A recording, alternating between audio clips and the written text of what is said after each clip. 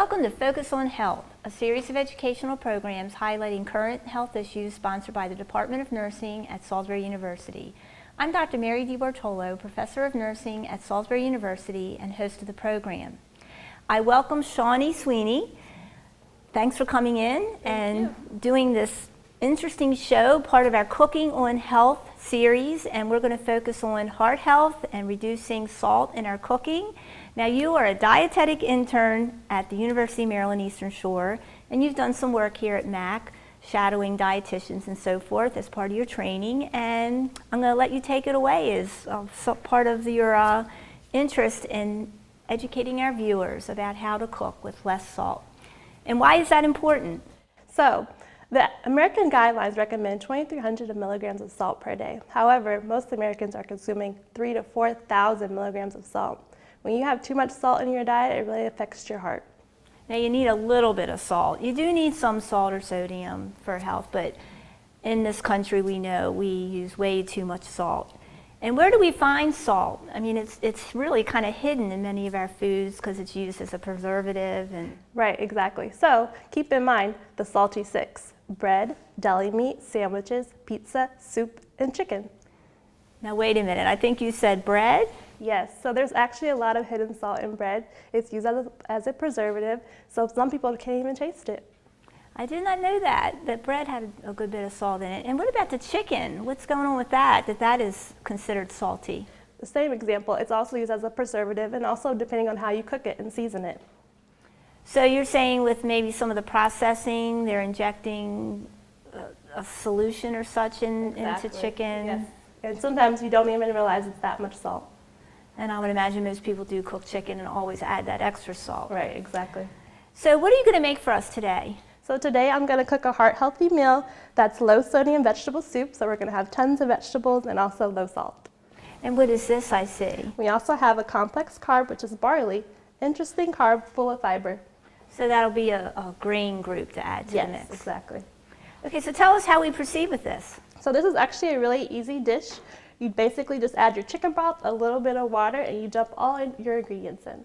And before we get to that, I imagine this will have much less salt and sodium than a can of soup you would buy at the store. Exactly. Show us an example. You brought one. So this is a can of vegetable soup. As you can see, 1 can of soup, which most people would probably eat, has 1,600 milligrams of salt. That's 73% of your daily value. And I also see it has a column for an actual serving, which is a half a can. I don't know many people that eat a half a can of soups. Right. So you do have to look at the higher number. Yes, you do. It depends. You have to look at the serving size. That's really what you should be looking at. But if you are going to eat the whole can, also look at the total value. That's a lot of salt. It is. Okay, so how do we make soup that's less salty and homemade and probably more delicious, I imagine? Right. So the good thing about herbs and spices, you can add them to any dish and they'll have no salt. Today we're going to be using oregano leaves and basil and black pepper to add to our flavor with this soup. Pepper's good, isn't it? Yes, it is. Okay, shall we go to the stove? Let's go.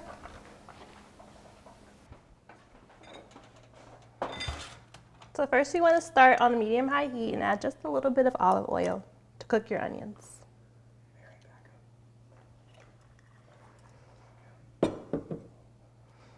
So 1 full onion goes in. We'll cook that.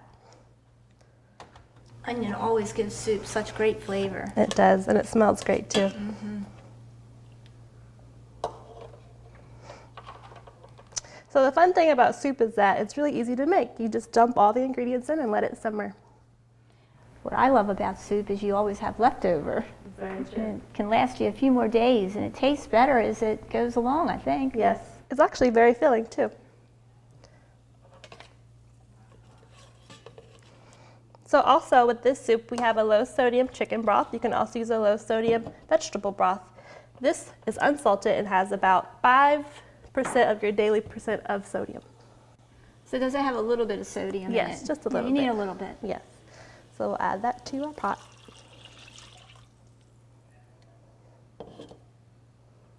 Next, we have frozen mixed vegetables, easy to buy. Just dump those in. And they have no sodium or salt in them, correct? Exactly. We also have no sodium tomatoes, diced tomatoes. and celery to our dish. We also have a carb. It's called barley. Has full of fiber.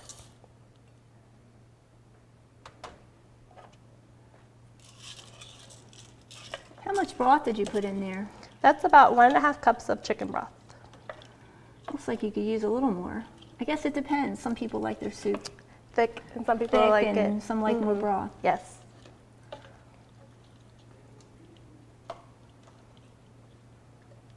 Next, we're going to add our pepper, basil, and oregano.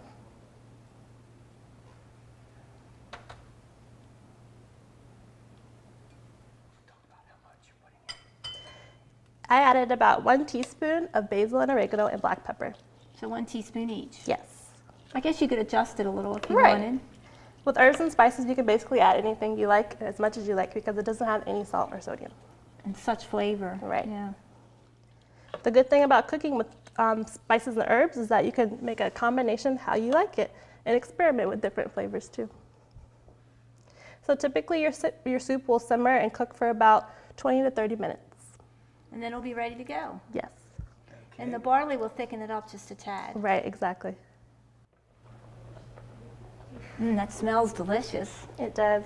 And I see you have some kale there. Is that a nice ingredient to add? Yes, so kale is a green vegetable that you can add. It's frozen. You can add this last. So as you add more ingredients, you can add a little bit more broth too.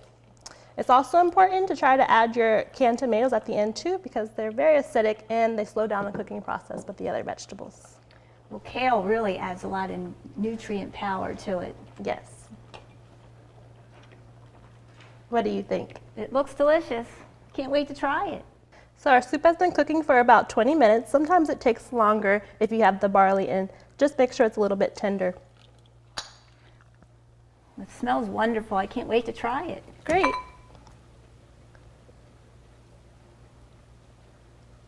Nice. I like some extra broth in my soup.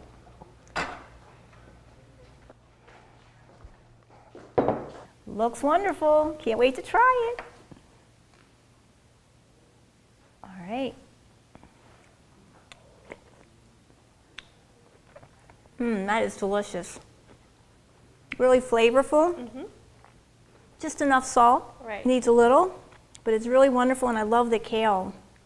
Good touch. Yes. The good thing about making soup from home is that you can add the ingredients yourself and watch out for your salt.